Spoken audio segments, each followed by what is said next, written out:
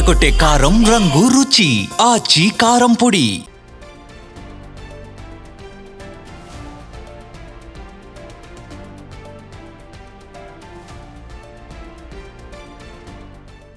Breaking news. Jubilee hills లో ఎన్నికల ప్రచారం చివరి అంకానికి చేరుకుంది. ఇవాళ సాయంత్రం 5 గంటలకు ప్రచార పర్వం ముగియనుంది. 11వ తేదీన పోలింగ్ జరగనుంది. 14న ఫలితాలు వెల్లడి కాబోతున్నాయి. జూబ్లీ హిల్స్ లో అధికార కాంగ్రెస్, ప్రతిపక్ష బీఆర్ఎస్, బీజేపీ పార్టీలు పోటీ పడుతున్నాయి. ముక్కోన పోటీలో ఓటరు మహాశయుడు ఎవరికి పట్టం కడతారనేది ఆసక్తికరంగా మారింది. ప్రధానంగా కాంగ్రెస్ పార్టీ అభివృద్ధి ఎజెండాగా ముందుకు సాగుతోంది. ఆ పార్టీ నుంచి నవీన్ యాదవ్ బరిలో నిలిచారు. నవీన్ యాదవ్ స్థానికుడు కావడంతో పాటు గతంలో ఎంఐఎం తరఫున పోటీ చేసిన అనుభవం కూడా ఉంది. దీనికి తోడు కాంగ్రెస్ అధికారంలోని పార్టీ, అటు బీఆర్ఎస్ తరఫున దివంగత ఎమ్మెల్యే మాగంటి గోపీనాథ్ సతీమణి సునీత పోటీలో ఉన్నారు. సెంటిమెంట్ కలిసి వస్తుందని కారు పార్టీ భావిస్తోంది. ఇదిలా ఉండగా బీజేపీ నుంచి లంకల దీపక్ రెడ్డి బరిలో నిలిచారు. ఆయన సైలెంట్ ఓటును నమ్ముకున్నారు.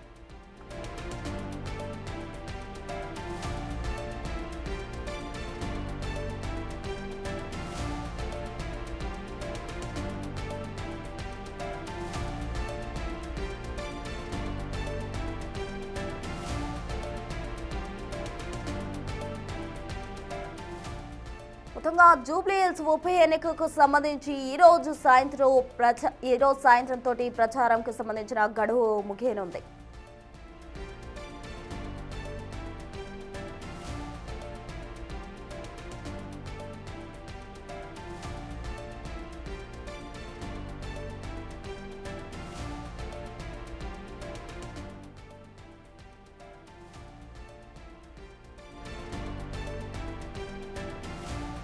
ఇక మొత్తంగా జూబ్లీ హిల్స్ ఉప ఎన్నికలకు సంబంధించి ఈ రోజు సాయంత్రం తోటి ప్రచార గడువు అయితే ముగియనుంది. దీనికి సంబంధించి తాజా అప్డేట్స్ అందించేందుకు అటు కాంగ్రెస్ వర్షన్ అందించేందుకు మా ప్రతినిధి హేమ, అలాగే బీఆర్ఎస్ వర్షన్ అందించేందుకు మా ప్రతినిధి విజయ్ లైవ్ లో సిద్ధంగా ఉన్నారు.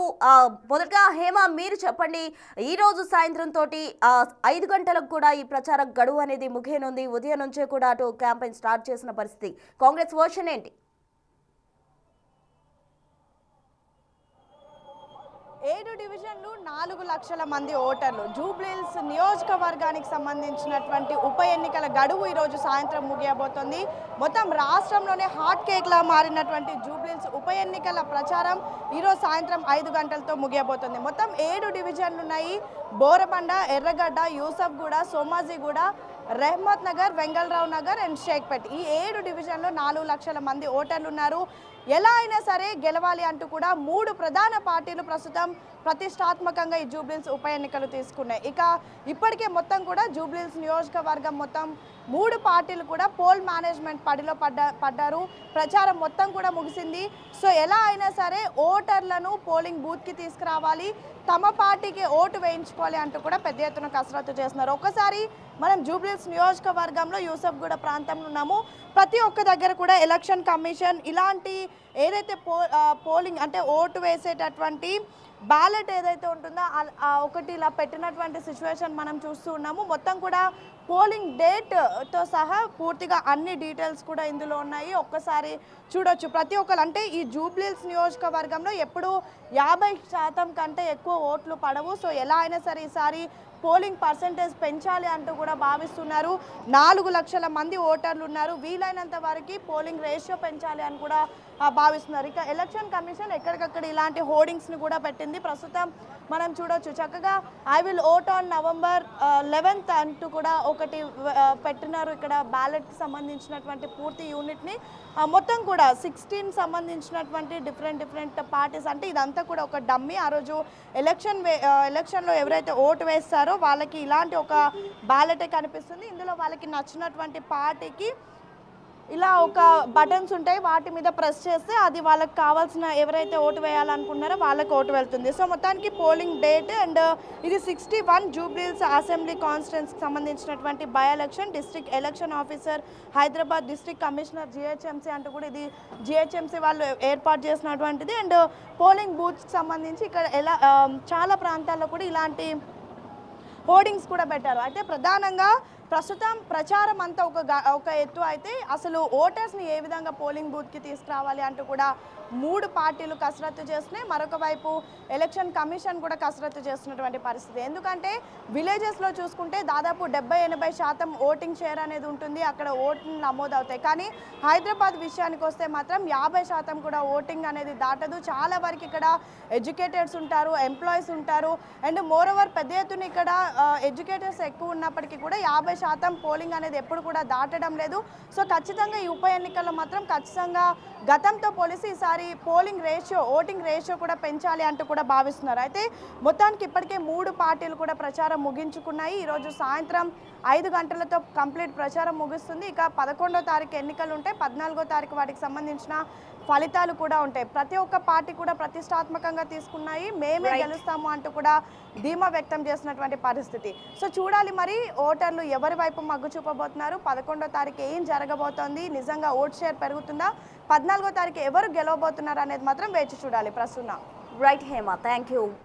మొత్తంగా అయితే జూబ్లీ హిల్స్ ఉప ఎన్నిక ప్రచారానికి సంబంధించి కూడా అన్ని ఏర్పాట్లు పూర్తవుతున్నాయి. అటు జేహెచ్ఎంసీ కూడా దీనికి సంబంధించి కొన్ని పోల్స్కి సంబంధించి ఏ విధంగా ఉంటాయి, బ్యాలెట్ బాక్సులకు సంబంధించి అవగాహన కల్పించేందుకు కూడా హోర్డింగ్స్ కూడా పెట్టిన పరిస్థితి. దీనికి సంబంధించి తాజా అప్డేట్స్ అందించేందుకు మా ప్రతినిధి విజయ్ లైవ్లో జాయిన్ అయ్యేందుకు సిద్ధంగా ఉన్నారు. విజయ్, చెప్పండి, ఈ రోజు ప్రచార గడువు ముగియబోతుంది. సాయంత్రం 5 గంటలతో ప్రచారానికి సంబంధించి చెక్ పెట్టే అవకాశం ఉంది. మరి ప్రధాన పార్టీలన్నీ కూడా పోటీ పడుతున్నాయి. అటు బీఆర్ఎస్, కాంగ్రెస్, బీజేపీ 3 కూడా తలపడనున్న పరిస్థితి. మరి బీఆర్ఎస్ ఏమంటుంది, ప్రచారం ప్రారంభించిందా ఈరోజు?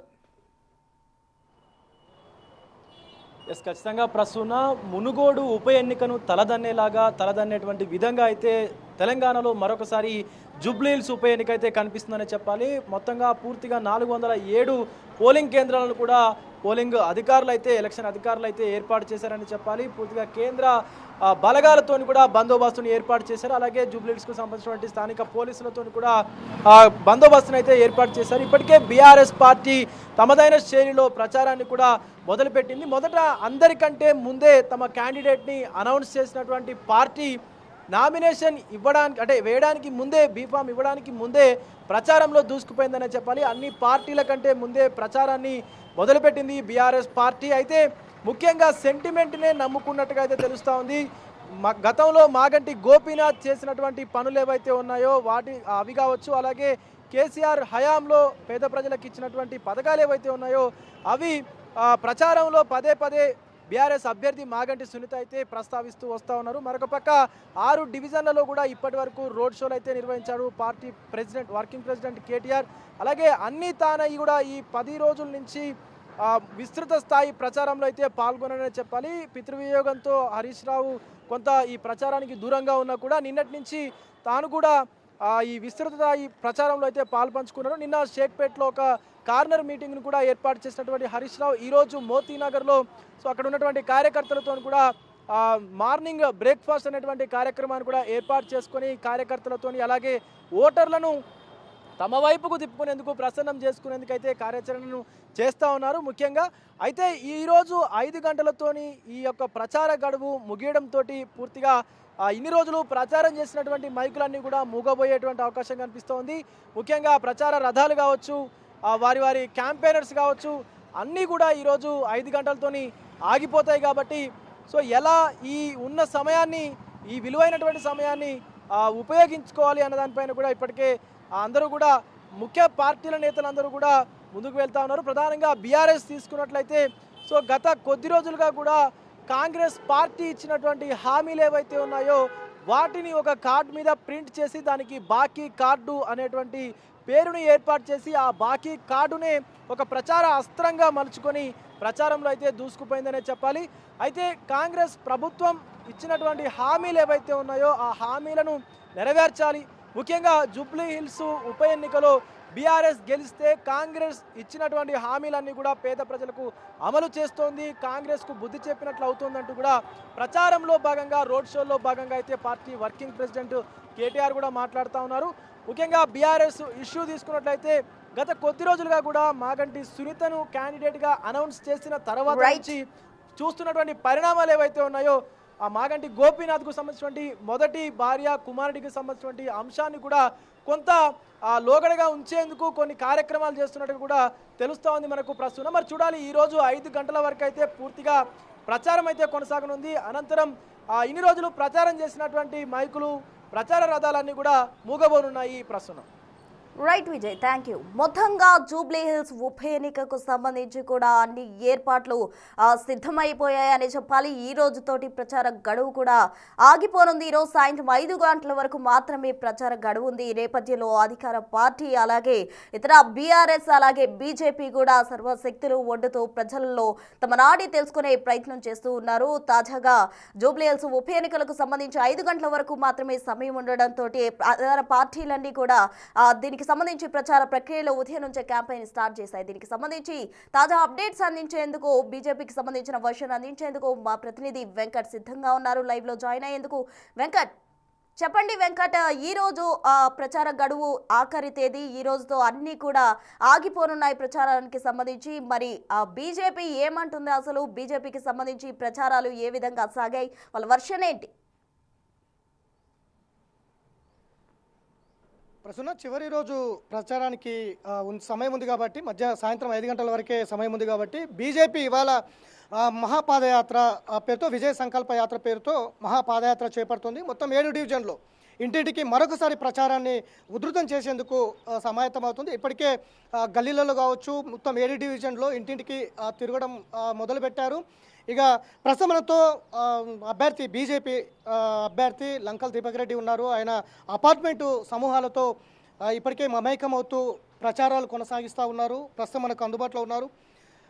అన్న, ఏంటి చివరి రోజు ఇవాళ ప్రచారం ఏ విధంగా ఉంది, ఏ విధంగా చేయబోతున్నారు? ఈరోజు ఇక్కడ ఉన్నటువంటి కమ్యూనిటీస్ని కలుస్తున్నాను నేను.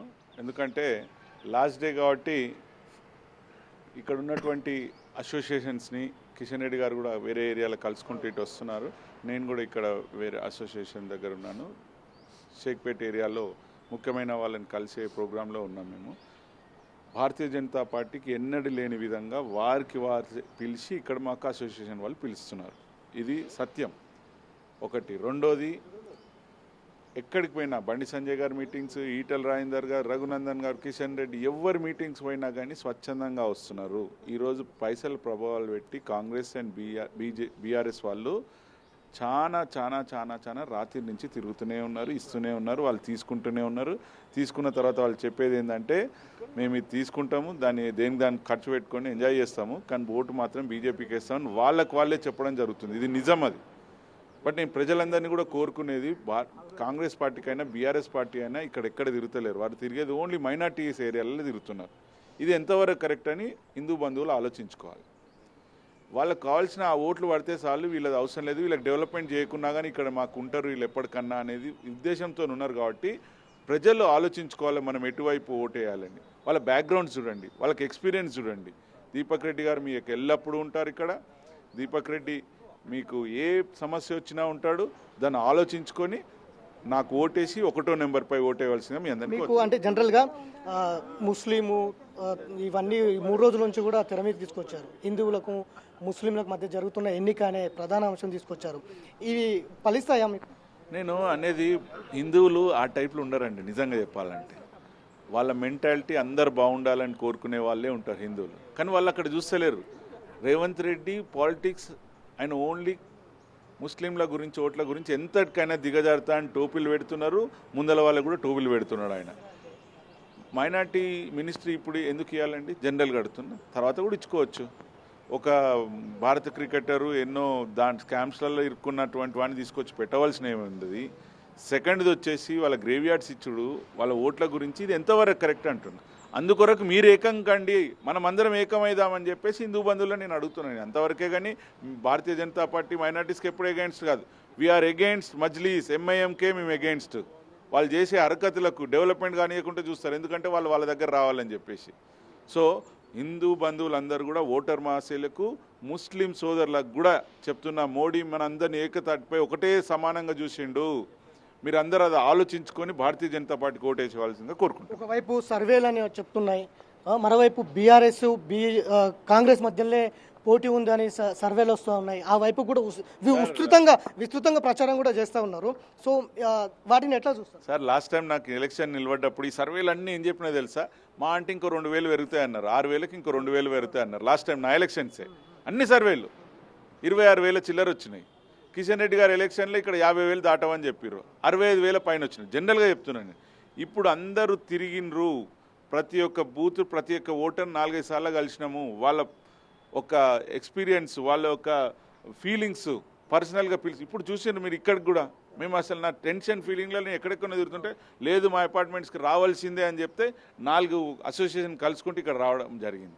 సో ప్రజలు ఆలోచిస్తున్నారు ఎటు చేయాలనేది వాళ్ళకు ఎల్లుండి తెలుస్తుంది ఎటు పడ్డాయి ఏంది వాళ్ళకి మధ్యలో ఉన్నదా ఎవరి మధ్యలో ఉన్నది. ఇట్లా అంటే ఇక్కడ హిందూ ఓట్లు కొంచెం స్ప్లిట్ అయితే అనే విధంగా వాళ్ళు ట్రై చేస్తున్నారు. అంతేగాని ఈ సర్వేలు 20,000 అన్నీ నేను లాస్ట్ టైం కూడా చూసినా ఏది కూడా ఇక్కడ సక్సెస్ కావు. ఎందుకంటే ఇక్కడ ఉన్నది మధ్య తరగతి కూడా కాదు, బిలోలో ఉంటారు. వాళ్ళకి సర్వేల గురించి కూడా తెలియదు, వాళ్ళ ఫోన్లు కూడా సరిగ్గా ఉండవు, గుడిసెలలో ఉంటారు, రోజు పని చేసుకుంటేనే వాళ్ళకి వెళ్ళేది వాళ్ళు ఉంటారు. వాళ్ళు ఓకే థ్యాంక్ యూ.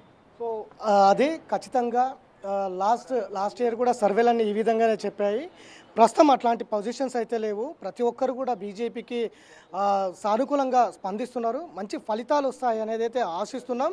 అందులో భాగంగానే ఇవాళ చివరి రోజు కాబట్టి అపార్ట్మెంట్ సమూహాలు వివిధ కమ్యూనిటీ వాళ్ళతో కూడా మమేకం అవుతూ వెళ్తూ ఉన్నారు. మరికొద్దిసేపట్లో 7 డివిజన్లో విజయ సంకల్ప యాత్రతో మహాపాదయాత్ర అయితే చేపడుతుంది. కృష్ణనగర్లో బండి సంజయ్, బోడబండలో కిషన్ రెడ్డి, అట్లా ఇటు ఒక్కొక్క రైమతనగర్లో ఏలిటి మహేశ్వర్ రెడ్డి, రఘునందన్, ఇట్లాంటి అంతా కూడా మహాపాదయాత్ర చేసి ఒక అవేర్నెస్, ఒక అలజడి సృష్టించేందుకు అయితే ముందుకు వెళ్తున్నటువంటి సిచ్యువేషన్ అయితే కనిపిస్తుంది ప్రసూన.